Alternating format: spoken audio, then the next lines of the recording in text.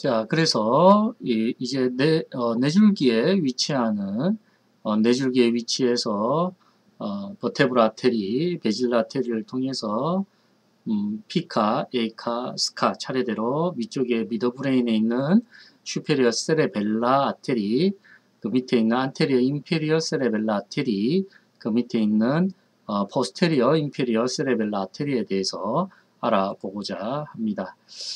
먼저 슈페리어 세레벨라 아테리를 보게 되면 이쪽은 미드브레인 쪽에서 살펴지고 있습니다. 미드브레인 쪽에서 살펴지고 요 라인이죠.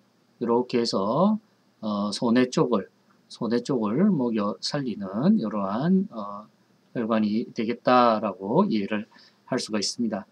이 소뇌 쪽을 먹여 살리기 때문에 세레벨라 사인이 나타나고 있고요. 세레벨라 사인이 나타나고 있고 사지의 세레벨라 소뇌이기 때문에 사지의 아탁시아와 게이트의 흔들림들이 장애가 나타나죠.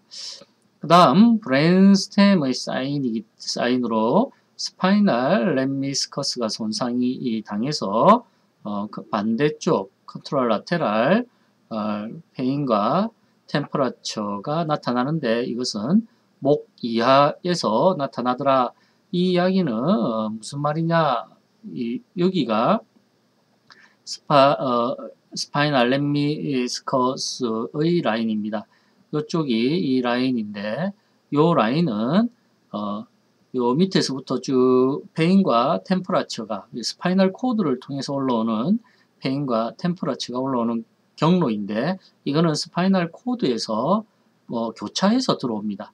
반대쪽에서 스파이널 코드에서 앞백색질 막교차를 통해서 반대쪽으로 올라오기 때문에 이쪽이 손상당한다 그러면 사지의 반대쪽, 목 이하의 사지의 반대쪽 페인과 템퍼러처의 손상을 나타나고 또한 호너 신드롬이 나타나더라 라고 이야기를 할 수가 있습니다. 이 호너 신드롬이라는 게 어떤 거냐라고 이야기를 한다면은 호너 신드롬은 그렇죠. 스파이널 코드로부터 올라올 때 이 심파세틱 그렇죠. 교감 신경의 손상을 받는 겁니다. 교감 신경이 손상을 받는 것이 우리가 이 호너 신드롬이라고 이야기를 하죠. 따라서 이 손상을 받기 때문에 파라심파 부교감 신경계가 도미넌트하게 과도하게 해버린다는 거죠. 이 부교감이 뭐냐면은 그렇죠. 동공축소를 하는 것이죠. 동공축소입니다. 동공축소를 하는 것이죠. 우리가 그 포스테리어 세레블라 아테리가 손상당해서 부교감 신경을 손상당하는 것을 웨버 신드롬이라고 이야기를 했었죠. 그때는 동공이 축소가 되지 않는 것을 이야기하는데 요 슈페리어 세레벨라 아테리가 손상을 당하면은 그렇죠. 슈페리어 세레벨라 아테리가 손상당하면 이 교감 신경이 손상을 당할 수가 있더라. 따라서 이 교감 신경의 손상에 의해서 동공이 축소가 되는 동공이 축소가 되는 것을 보일 수가 있고 그다음 그렇죠. 스킨이 그렇죠. 건조해지는 이러한 것을 우리가 살펴볼 수가 있더라라고 이야기를 할 수가 있습니다. 자, 그 다음 피카를 보게 되면 피카는 포스테리어 인페리어 세레벨라 아테리가 되겠죠. 포스테리어 인페리어 세레벨라 아테리가 됩니다. 이 포스테리어 인페리어 세레벨라 아테리는 우리가 이야기했을 때 뇌줄기에서 가장 호발하는 부위로 라테랄 메둘라리 신드롬이라고 이야기를 하고 있습니다. 라테랄 메둘라리 신드롬이다 라고 이야기를 해서 여기에 보이죠. 포스테리어 인페리얼 세레벨라 아테리가 이렇게 세레벨라로 이렇게 지나가고 있습니다.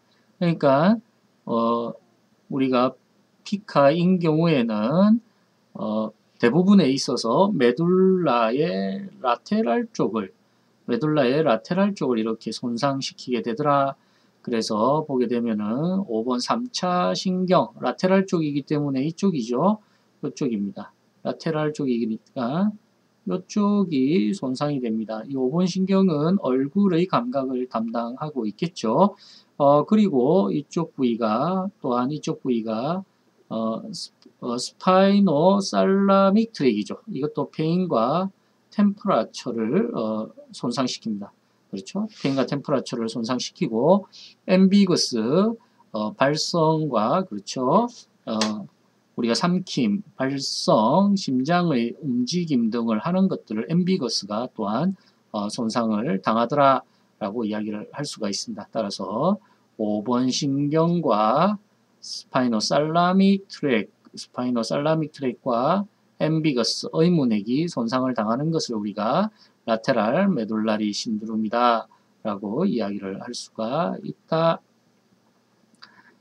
주체적인 손상 부위를 본다면은, 그렇죠. 구체적인 손상 부위. 그렇죠? 구체적인 손상 부위를 조금 본다면, 아까 여기가 피카가 이렇게 지나간다 그랬죠. 포스테리어 세레벨라 아테리가 이렇게 지나갑니다. 따라서 이쪽에 있는, 그렇죠. 스파이널 트리제미널 트랙, 있죠. 스파이널 트리제미널 트랙이 손상을 당하고, 스파이널 렘미스커스라는 게, 요 스파이널 렘미스커스가 스파이노살라믹 트랙을 이야기를 하고 있겠죠. 스파이노살라믹 트랙입니다. 그 다음 뉴클레우스 앰비거스가 손상을 당합니다. 스파이널 렘미스커스는 반대쪽에서 우리가 스파이널 코드에서 바로 넘어와서 올라오기 때문에 반대쪽 페인과 템퍼라처가 손상을 당하더라. 그리고 요쪽 얼굴 쪽은 요 트레지미널 트랙은 요쪽에서 들어오는, 그렇죠. 이것이 바로 손상이 되기 때문에 얼굴 쪽 감각은 같은 쪽이 되겠죠. 그 다음 뉴클레우스 앰비거스는, 그렇죠. 소프트, 팔랑스, 랑스 등과 같이 호흡과 삼킴에 문제가 발생이 되는 것을 우리가 라테랄 메둘라리 신두름이다라고 이야기를 할 수가 있습니다. 그렇죠? 이렇게 이야기가 할 수가 있더라. 그 다음 이제 메디알이죠. 메디알 메둘라리 신두름이다. 죄송합니다. 다시 메디알 메둘라리 신두름이다라고 이야기를 할 수 있는 것은 요것은 메디알 쪽은 버테브라와 안테리어 스파이널 아테리, 요 앞에 있죠. 요 안테리어 스파이널, 여기가 버테브라 아테리가 되고, 다시 보면 이쪽이 버테브라 아테리가 되고, 이 메디알 쪽으로 이렇게 가는 것이 요것이 안테리어 스파이노 아테리가 됩니다. 그래서 손상 부위를 보게 되면은 요 메둘라 쪽의 안쪽 부위가 메디알 쪽이죠. 메디알 쪽이면은 메디알로 지나가는 메디알 렘미스커스가 우리가 보여지고 있고, 메디알 렘미스커스, 그리고 앞쪽은 여기가 메디알 렘미스커스죠. 요 부위가 메디알 렘미스커스고, 그리고 피라미달 트랙이 이쪽에 보여지고 있습니다. 피라미달 트랙. 따라서 피라미달 트랙과 메디알 렘미스커스가 손상됩니다. 피라미달 트랙이 손상되니까 반대쪽에 의지적인 움직임이 되지가 않겠죠. 그 다음, 메디알 렘미스커스가 손상이 되니까, 그렇죠. 이쪽이 손상되면 고유감각, 촉각, 압각 등의 손상을 받게 됩니다. 또한, 우리가, 뇌신경 12번이 아주 메디알 쪽에서, 12번이 여기 있습니다. 우리가 뇌신경 핵의 위치에서도 이게 운동성이기 때문에 가장 메디알에서 내려옵니다. 이쪽으로 이렇게 내려오기 때문에 12번 뇌신경이 손상이 되어서 혀가 그렇죠. 우리가 혀를 내미는 것이 수축인데 마비된 쪽으로, 그렇죠. 이쪽을 힘을 주지 못하기 때문에 혀의 마비된 쪽으로 이렇게 굽혀지는, 이렇게 어펙티드 사이드로 굽혀지는 것을 우리가 보여질 수가 있더라라고 이야기를 할 수 있습니다. 따라서 여기서 보면은 이 12번 뇌신경으로 인해서 위크 사이드 이쪽이 손상을 당했다라고 이야기를 하면 이쪽 방향으로 혀가 내밀어지더라 라는 것을 우리가 볼 수가 있겠죠. 마찬가지로 메디알 렘미스커스가 이쪽이 손상을 당하게 되고, 그렇죠? 그리고 12번이 이렇게 나오게 됩니다. 따라서 텅의 혀의 같은 쪽이 위크니스가 발생이 되고, 반대쪽 팔과, 이거는 피라미달 트랙이 여기 있기 때문에 반대쪽 팔과 다리의 위크니스를 보이고 있더라 라고 이야기를 할 수가 있습니다. 반대쪽 팔과, 그렇죠? 반대쪽, 그렇죠? 이렇게 되고, 프로프리오셉션도 반대쪽에 이 메디알 렘미스커스가 이 밑에 여기가 폴스 벤트리클이죠. 그래서 카우달 메둘라 오블랑가타에서 교차를 해서 올라오기 때문에, 그래서 반대쪽 고유 감각에 손상을 보이고 있더라라고 이야기를 할 수 있습니다. 따라서 메디알 메둘라리 신두름이다 라고 이야기하면 반대쪽 팔다리가 손상이 되고 요 같은 쪽의 혀에 손상이 되고 있습니다. 또한 같은 쪽 얼굴 쪽에 마비가 여기 들어와서 바로 손상을 되는 것이죠. 이렇게 될 수가 있더라. 이쪽이 다시 이야기하면 좌측과 우측을 보게 되면 이쪽이 우측이고 이쪽이 좌측이다 라고 이야기를 했을 때 우측이 손상이 되었다 하면 첫 번째 혀도 이쪽이 손상이 되고 팔다리 피라미달 트랙은 이렇게 내려와서 반대쪽을 지배하기 때문에 팔다리의 요게 손상이 되죠. 또한 감각이 이렇게 올라서 요 밑에서 교차해서 올라오기 때문에 마찬가지로 여기에 그 고유 감각들이 손상이 됩니다. 또한 우리가 들어와서 이 들어오는 요 얼굴 쪽 감각은 들어와서 이렇게 올라오기 때문에 들어오는 요 감각이 손상을 받더라 라고 이야기를 할 수가 있는 것입니다. 그렇죠? 이렇게 이야기를 할 수가 있더라. 자, 그래서 우리가 이제 정리를 조금 해보면은 우리가 메둘라 쪽에 메둘라 쪽이 브레인스템 쪽에 이 손상을 가하는 것들이 여러 가지가 존재하더라라고 이해를 할 수가 있죠. 거기에서 우리가 태그멘툼이 어디에 위치되어 있는지도 알아보았습니다. 그래서 이 태그멘툼의 위치에 따라서 그렇죠. ARAS 각성에 유지되는 요 ARAS죠. ARAS도 레티큘러 포메이션 미드브레인의 ARAS에 대해서도 우리가 이야기를 해보았습니다. 마찬가지로 이게 좀 락키드 신드롬이라고 이야기해서 책도 하나가 나왔는데 이 잠수복과 나비라고 이야기를 하는 요 책이 장 도미니크 봅이라는 굉장히 유명한 그렇죠. 유명한 편집장이었죠. 굉장히 유명한 편집장이었던 프랑스 엘르 편집장이었던 장 도미니크 봅이라는 사람이 락키드 인 신드롬이라고 요 신드롬이 생겼는데 이것은 무엇이냐면은 그렇죠. 볼룬타리 의식적인 움직임 자체가 이 눈을 제외하고는 전혀 되지 않는 눈을 움직이는 것은 미드브레인 쪽이죠. 그래서 여기 전혀 되지 않는 그쪽만 되고 안 됩니다. 그래서 이것은 어떻게 되어 있냐? 물론 의식도 괜찮고 하지만 이것은 그렇게 되지 않는다.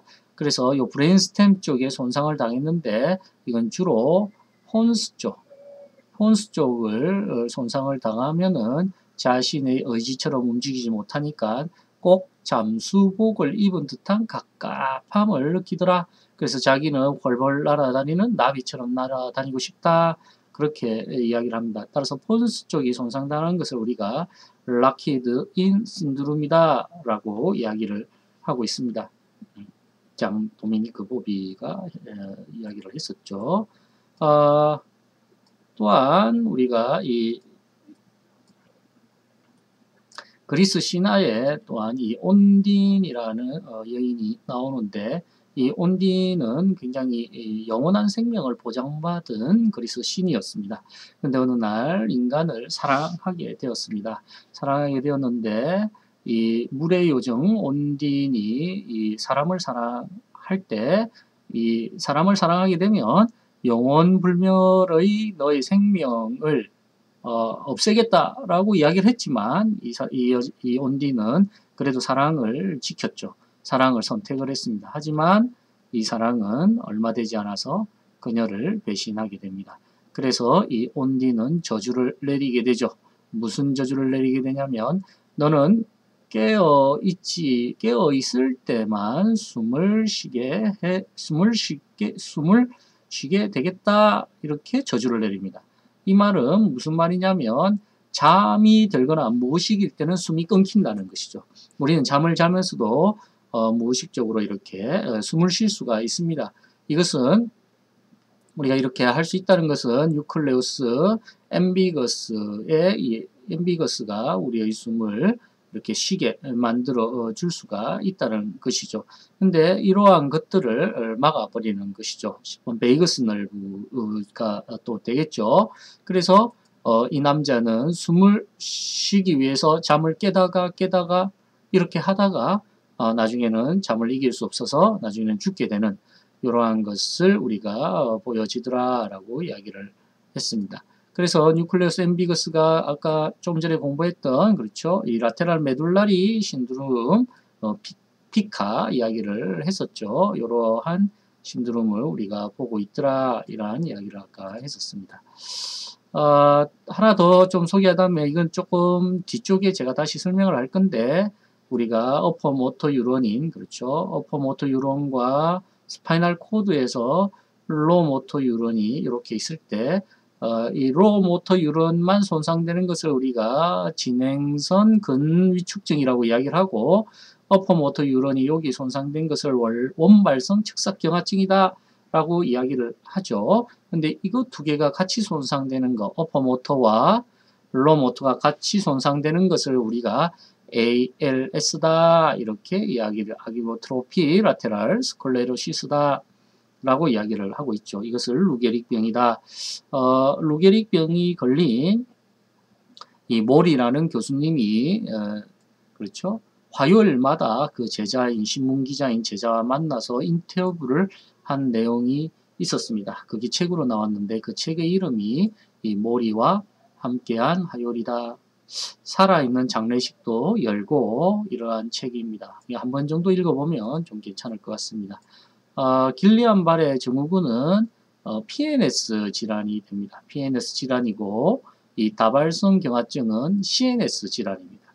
그래서 똑같은 수초성 질환입니다. 이게 무슨 말이냐면 전달을 할 때 너브셀이 엑손이 있을 때 이 수초를 이렇게 도약 전도를 하고 있는데 이 수초가 손상되는 병이 이것이 길리안 바레와 다발성 경화증인데 이것이 CNS 쪽으로 손상을 시키면 다발성 경화증이 되고 이게 PNS 쪽으로 손상이 되면 길리안 바레 증후군이 되더라라고 이야기를 할 수가 있습니다. 자, 그리고 이제 이러한 뇌혈관 증상에 의해서 증상이 나타났을 때 우리는 스파스티시티와 플라스티시티가 나타나는 것을 볼 수가 있습니다. 거기에서 과연 그럼 스파스티시티는 과연 무엇이냐? 그렇죠. 우리가 뇌졸중 환자들이 가장 많이 겪게 되는 스파스티시티는 벨로시티의 속도에 굉장히 의존적으로 토닉한 리플렉스가 증가되는 이러한 증상을 우리가 스파스티시티라고 정의를 내리는 것입니다. 그래서 스트레치 리플렉스가 굉장히 하이퍼 액티비티가 되는 그러한 증상을 우리가 스파스티시티라고 이야기를 합니다. 이러한 스트레치 리플렉스는 과연 또한 무엇이냐라고 이야기를 했을 때 이 스트레치 리플렉스는 머슬 스핀들에서 일어나는 고유감각 수용기에서 나타나고 있습니다. 그래서 원웨이의 센소리에 의해서 나타나고 굉장히 파워풀하게 일어나고 있습니다. 그래서 요거에 대해서 한번 동영상을 한번 보게 되면은 머슬 스트레치 리플렉스가 되어 있죠. 스파이널 코드, 그렇죠. 스파이널 코드에서 도잘 루트 강글리아가 되고 이것이 머슬 스핀들이 됩니다. 그래서 센소리 여기에 센소리 그렇죠. A 프런트가 되고 모터 엔딩이 됩니다. 스트레치가 된다면은 스트레치가 되어서 원웨이를 통해서 알파 모터 여기 신호가 가고 있죠. 알파 모터 유론을 통해서 활성화시키는 이러한 것을 우리가 보여줄 수가 있더라. 그래서 이러한 스파스티시티는 특별한 증상을 보이는데, 그렇죠? 스파스티시티는 스트레치 리플렉스가 하이퍼가 되고 패시브 무브먼트를 할 때 저항이 굉장히 증가되고 특정한 자세를 상지가 플렉서되고 하지가 익스텐서되는 이러한 특별한 움직임을 보여지고 있더라라고 이야기를 할 수가 있습니다. 그래서 이러한 스파스티시티와 관련되어져 있는 경직과 관련되어 있는 여러 가지 기전이 한 8가지 기전이 되어져 있는데 첫 번째 요 8가지 간단하게 조금 살펴보면 첫 번째는 하행성 위에서 내려오는 대내에서 내려오는 억제 우리가 이 겉질 제어로라고 이야기를 했었습니다. 이 겉질 제어로가 적절하게 그렇죠? 겉질 제어로가 적절하게 제어를 하지 못하기 때문에 이 감마모터의 과학 활성화가 생기는 것입니다. 또한 이 머슬 스핀들 자체가 과학 흥분이 되어 있거나 이 원A가 이 감각의 입력이 그렇죠? 길항근으로부터 오는 원A의 구심성 종말에 대한 억제가 감소되어 있다. 결론적으로 스핀들이 활성화되어 있다는 말이죠. 마찬가지로 요 알파 모터 유론 자체도 활성화가 좀 증가되어 있더라. 그렇죠. 이러한 이야기가 될 수 있습니다. 결론적으로는 이 억제하는 이 구조, 위에서 대내에서 내려오는 억제하는 구조도 잘 하지 못하고 또한 이 스핀들 자체 그리고 감마 모터 유론 자체의 과학 활성화로 인해서 스파스티시티가 생기고 억제를 하는 이 렌쇼 셀의 역할도 감소되었기 때문에 이 스파스티시티가 생기더라라고 이야기를 할 수가 있습니다.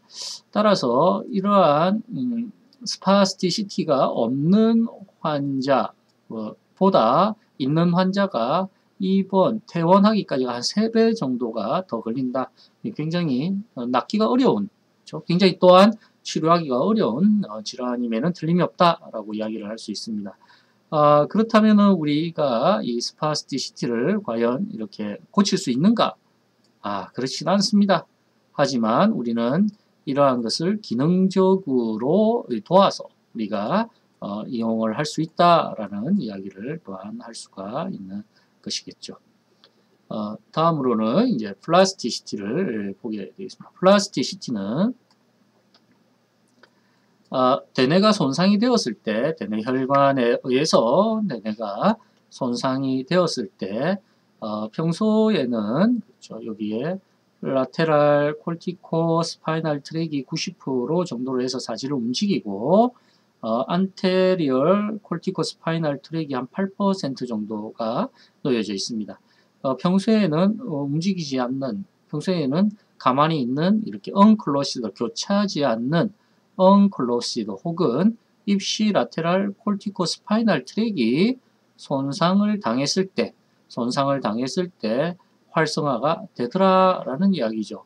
그래서 손상을 당한 입시 라테랄로 사이언트 그렇죠 시냅스 손상을 당했을 때는 평소에는 가만히 있는 입시 라테랄 콜티코 스파이널 트랙 다른 말로 이야기를 하면 unclosed corticospinal 트랙들, 요 트랙들이 활동을 하더라.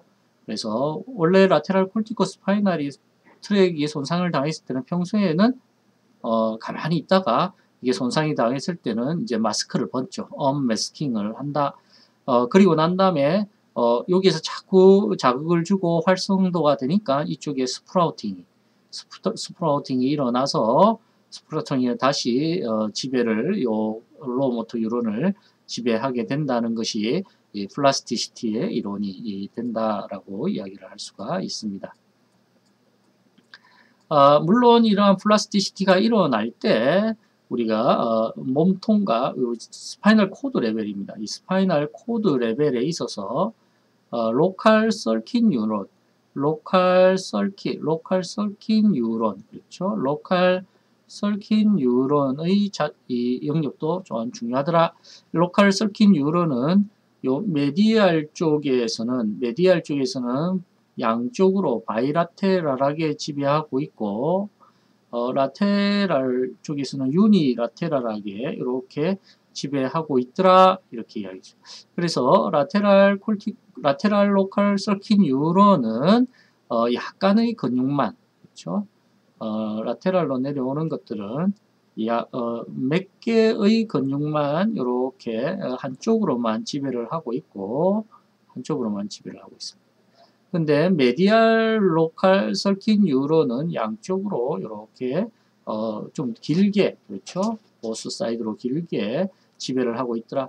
따라서 이 메디알로 내려오는 메디알 로컬 서킷 뉴런들이 회복에는 더 강하더라 이렇게 이야기를 하죠. 따라서 트렁크 메디알 쪽에 지배하는 것들이 대부분 트렁크 쪽이가 프록시말 쪽이 되겠죠. 그래서 프록시말의 회복력이 손발보다는 더 좋더라라고 이해를 할 수가 있습니다. 이러한 뇌졸중에 있어서 손상을 당했을 때 제일 많이 손상을 당하는 것들이 이제 보행의 영역이 되겠죠. 이 보행에 있어서 트렌델레베르그 게이트라고 해서 이쪽에서의 중등근이 손상을 당한다면 이쪽으로 에비덕션이 심하게 일어나고 이 펠비스가 이쪽이 많이 꺼지게 되는 잡아주지 못해서 꺼지게 되는 이러한 과도한 내림이 발생이 되는 게 트렌델레베르그 게이트입니다. 따라서 뇌졸중 환자들에 있어서 글루테우스 메디우스 그렇죠. 글루테우스 메디우스의 스트렝스닝 엑서사이즈가 필요하다라고 이야기를 할 수가 있는 것이겠죠. 또한 이 게이트에서도 좀 살펴보게 되면은 우리 게이트에서도 펠빅의 포스테리어 펠빅 티팅과 안테리어 펠빅 티팅이 서로 왔다 갔다 하는데 5도 내외에서 왔다 갔다 이야기를 하고 있습니다. 또한 힙에 있어서도 힙 조인트도 게이트 할 때 그렇죠? 게이트 할 때 마이너스 익스텐서가 10도 정도가 됩니다. 10도에서 플렉션을 한 30도 정도로 이렇게 왔다 갔다 한다는 사실을 우리가 볼 수가 있죠. 그래서 익스텐서 10도 정도 일어나고 있더라. 니 조인트에 있어서는 우리가 니 조인트가 니 조인트의 플렉션이죠. 익스텐션이 일어나지 않죠. 완벽한 익스텐션인데 앞쪽으로는 더 나오지가 않죠. 그래서 플렉션하고 이렇게 본다면은 플렉션 쪽이 굽힘이 60도까지 갔다가 다시 이렇게 가는데 여기서 조금 우리가 눈여겨봐야 되는 것은 이 니 조인트가 완벽히 0도로 되는 이 미들 스탠스 단계 여기가 미들 스탠스인 단계임에도 불구하고 완벽한 0도는 되지가 않더라. 따라서 이 0도라는 게 풀 익스텐션 대상이거든요. 이 자세입니다. 이 말은 무슨 말이냐면 게이트 할 때 니가 완벽한 익스텐서로 이렇게는 되지 않고 슬라이트 플렉션한 이러한 자세를 보이더라. 이것을 우리가 조금 알고 있어야 되겠다라고 이야기할 수 있습니다. 또한 앵클 조인트도 보게 된다면 앵클 조인트는 이 플랜탈 플렉스의 힘이 굉장히 중요하더라. 플랜탈 플렉서가 일어나는 것이 마지막 토 오프 때 엄지발가락이 땅을 누르는 이 힘이 우리에게 굉장히 필요한 요인이다라고 다시 한 번 더 이야기를 할 수가 있습니다. 네. 자, 그래서 첫 번째 우리가 뇌졸중 환자에 있어서는 처음에는 로딩 리스판스, 그렇죠. 로딩 리스판스가 일어나서 미들 스탠스로 갈 때 요 힙의 익스텐서, 그렇죠. 힙의 미들 스탠스로 갈 때 힙의 익스텐서 머슬이 굉장히 중요하더라라고 이야기를 할 수가 있죠. 그렇죠. 여기죠. 로딩 리스판스가 되어서 요 힘에서 그렇죠. 미들 스탠스로 가게 될 때 요 힘이 굉장히 중요하더라라고 이야기를 할 수 있습니다. 또한 앵클의 프렌탈 플렉서 그렇죠. 앵클의 프렌탈 터미널 스탠스에서 프리 스윙으로 갈 때 그렇죠. 요 앵클의 프렌탈 플렉서가 굉장히 중요한 힘을 파워를 가지게 되더라. 그리고 또한 힙 플렉서인 것은 프리 스윙 여기에서 앞쪽으로 이렇게 나갈 때 힙 플렉서 머슬이 굉장히 중요하게 되더라라는 사실을 우리가 조금 기억을 하고 있어야 된다라고 이야기를 할 수 있죠. 전체적으로 본다면은 여기에서 미들 스탠스까지 이쪽으로 갈 때 힙 익스텐서 머슬이 굉장히 중요하더라라고 이야기를 하죠. 그리고 이 단계에서 이 단계로 갈 때는 프렌탈 플렉서, 프렌탈 앵클의 프렌탈 플렉서의 힘이 굉장히 중요하더라. 그리고 이 단계에서 앞으로 나갈 때는 힙 플렉서인 머슬이 중요하더라라고 이야기를 할 수가 있죠. 따라서 익스텐서, 힙의 익스텐서 머슬을 스트렝스닝 엑서사이즈 하고 프렌탈 플렉서의 머슬을 강화시키는 훈련을 하고 그다음 힙의 플렉서의 머슬을 강화시키는 이러한 훈련을 해야 된다라고 이야기를 할 수가 있습니다. 마찬가지로 이 앵클에 있어서는 이 그라운드 폴스 리액션 GFR이죠. 그라운드 폴스 리액션에 있어서는 처음 닿을 때가 굉장히 큰 힘이 발생이 되고 나중에 토 오프할 때 굉장히 큰 힘이 발생이 되더라라는 이야기가 됩니다. 이러한 그라운드 폴스 리액션의 방향은 힐 컨택을 해서 토 오프할 때는 거의 엄지발가락으로 토 오프하더라. 그래서 우리는 뇌졸중 환자분의 이 엄지발가락의 기능에 대해서 우리는 집중을 해야 된다라고 이야기를 할 수가 있습니다. 따라서 뇌졸중 환자의 특징은 보행 속도가 감소하고 하지 관절의 가동 범위가 감소하고 엉덩이의 편 각도가 감소하게 되어 있습니다. 따라서 이중 입각기 단계의 시간이 균형이 소실되니까 그렇죠. 이중 입각기 그렇죠. 입각기 두 발이 닿는 시간이 증가되고 있죠. 프렌탈 플렉서가 약화되어 있고 푸시오프와 풀오프 단계의 파워가 감소되어져 있더라 라고 이야기할 수 있습니다. 따라서 뇌졸중 환자를 치료할 때는 걷는 속도를 좀 빠르게 연습을 할 필요가 있고 건척발을 먼저 내딛어서 힙 익스텐서 머슬, 어펙티드 사이드의 힙 익스텐서 머슬과 앵클의 돌지 플렉션, 푸시 오프 스윙 페이지를 촉진하는 연습을 해야 되고 다양한 방향으로 걷는 연습을 하는 것이 중요하다. 또한 이 보행은 또한 율동적이고 반복적인 움직임이며 두 팔과 두 다리의 협업력을 정진시키는 훈련이다 라고 이해를 할 수가 있습니다.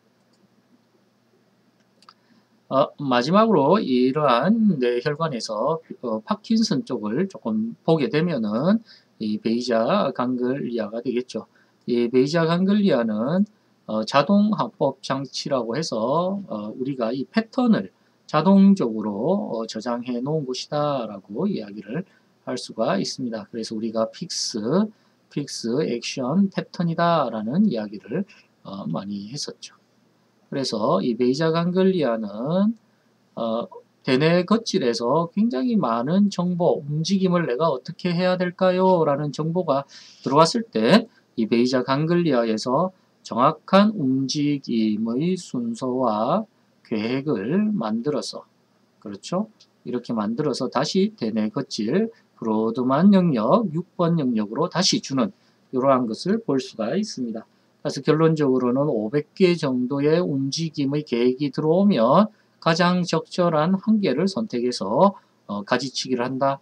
물론 이때는 미드브레인에 있는 도파민 있죠. 도파민의 분비로 도움을 받아서 그 호르몬의 도움을 받아서 시작되더라라고 이야기를 할 수가 있는 것입니다.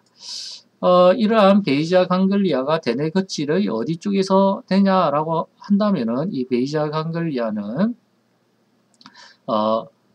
비주얼 콜텍스와 그렇죠. 그리고 오디터리 콜텍스 외의 모든 영역에서 베이자 강글리아와 정보를 주고받더라라고 이야기를 할 수 있습니다.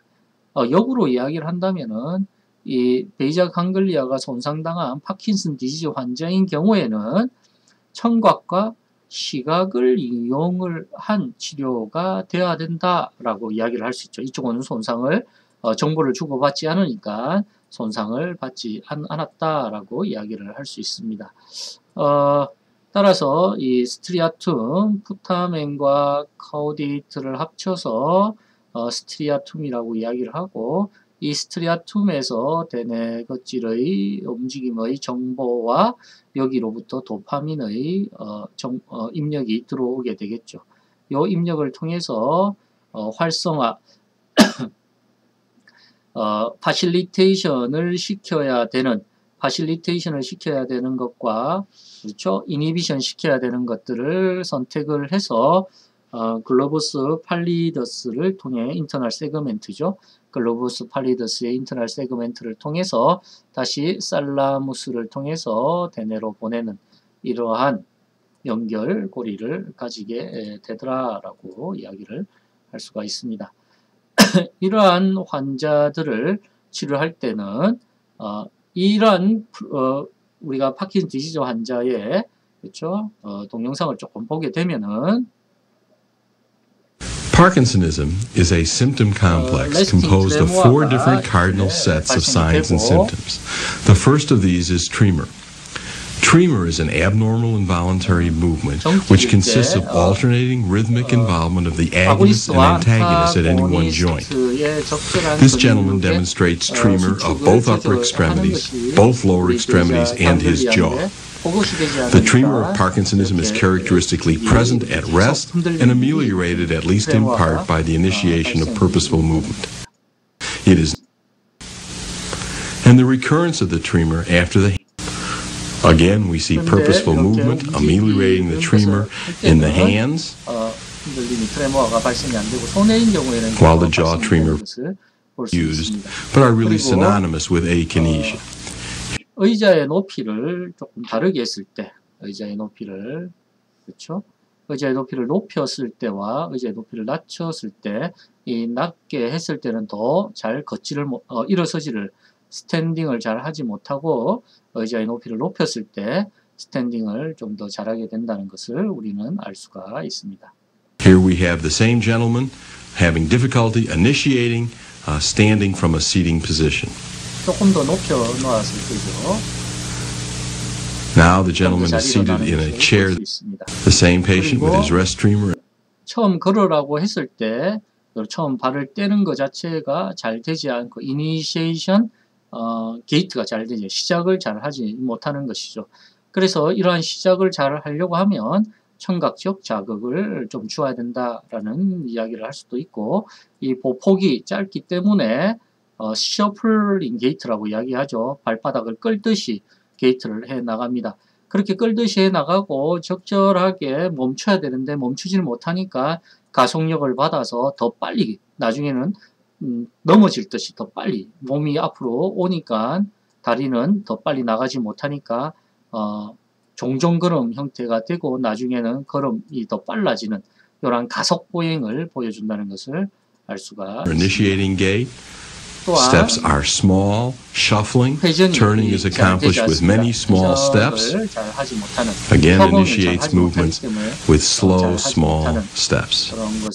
Small shuffling steps with slow, small steps.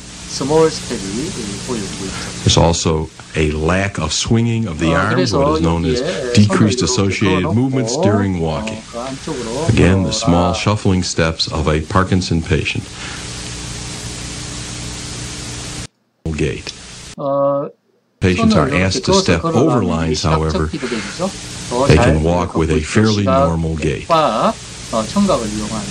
And again, we see that. In this first clip, we're examining the gait of a 55-year-old man with Parkinson's disease during the off phase. Notice his typical Parkinsonian gait with shuffling and elements of festination.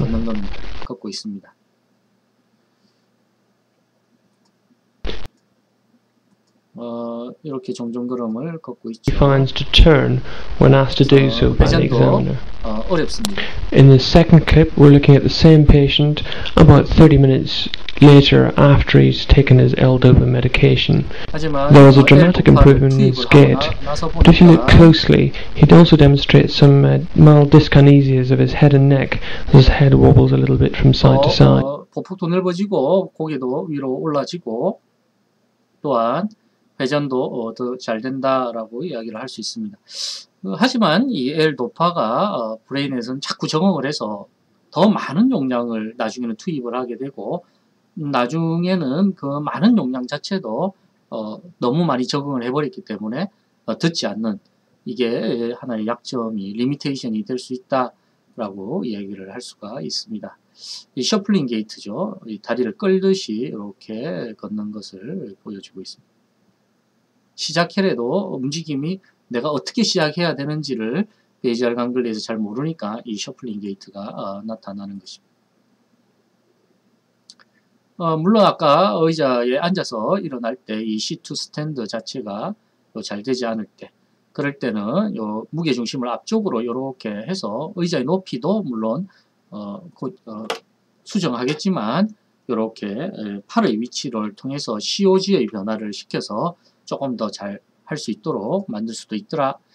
이 훈련 중에 또한 이 프랭켈 엑서사이즈라고 이야기를 해서 감각에 저하된 감각이 있을 때 혹은 그렇죠 시각을 통해서 훈련을 할 때 아까 파킨슨 디지즈처럼 시각을 훈련할 때 이 프랭켈 엑서사이즈를 해서 환자가 집중하고 정확하게 운동하고 반복하는 이러한 훈련을 하는 게 프랭켈 엑서사이즈다라고 이해를 할 수가 있습니다. 따라서 이렇게 그림을 그려서 회전을 이렇게 회전 훈련을 한 발씩 움직이고 또한 다리의 모양을 보고 앞으로 가고 뒤로 가고 이러한 모양 연습을 시키는 것이다. 이게 프랭켈 엑서사이즈다라고 이해를 할 수가 있습니다. 그렇죠? 할 수가 있습니다. 이상 뇌혈관별 임상증상에 대해서 설명을 했습니다. 따라서 정리를 해보면 뇌혈관에 대해서 이야기를 했고 대뇌혈관, 미들, 세레브럴 아테리, 안테리얼 세레브럴 아테리, 포스테리얼 세레브럴 아테리 요걸 이루는 게 인터랄 캐로티드 아테리, 버테브럴 아테리 등을 이야기를 했습니다. 요걸 인해서 생기는 것이 여러 가지 것들도 있지만 이 실행증이 생기고 또한 프론탈 로브에 의해서 생기는 여러 가지 행동의 변화를 우리가 이야기를 했습니다. 또한 레프트에 대한 실어증, 라이트에 대한 그렇죠 니글렉트, 무시 증상을 이야기를 했고 그리고 뇌 줄기에 의해서 발생이 되는 스카, A카, P카에 대해서 설명을 했습니다. 이러한 뇌혈관적인 임상 증상이 나타나는 것들이 이제 스파스티시티와 플라스티시티에 대해서 설명을 했고 마지막으로 베이지알 강글리아에 대해서 이야기를 했습니다. 다음 시간에는 이제 손해에 대해서 설명을 좀 더 하고 진행을 하도록 하겠습니다. 이상입니다.